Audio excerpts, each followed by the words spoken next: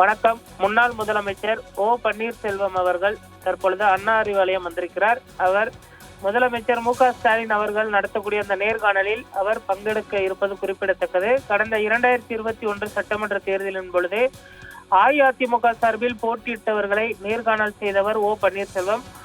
3 முறை முதலமைச்சராக இருந்தவர்.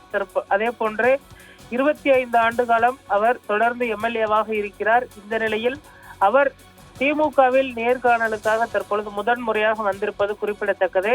போடி சட்டமன்ற தொகுதியில் போட்டியிடுவதற்கு அவர் தன்னுடைய விருப்ப மனுவை அளித்திருக்கிறார். அவரிடம் பல்வேறு கேள்விகளையும் முதல்வர் மு க ஸ்டாலின் அவர்கள் கேட்பார் என எதிர்பார்க்கப்படுகிறது.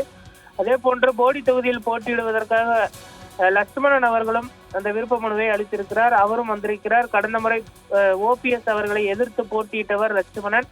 அவரிடமும் தற்பொழுது முதல்வர் அவர்கள் நேர்காணல் நடத்த இருப்பது குறிப்பிடத்தக்கது. அதே போன்று தேனி மாவட்டத்தில் எதிரும் புதிருமாக இருந்தவர் தங்க தமிழ்ச்செல்வன்.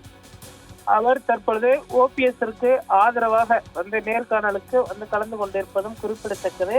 அதே போன்று ஆண்டிப்பட்டி தொகுதியில் போட்டியிடுவதற்காக அவருடைய மகன் ஓபி ரவீந்திரநாத் அவர்கள் தன்னுடைய விருப்ப மனுவை அளித்திருக்கிறார்.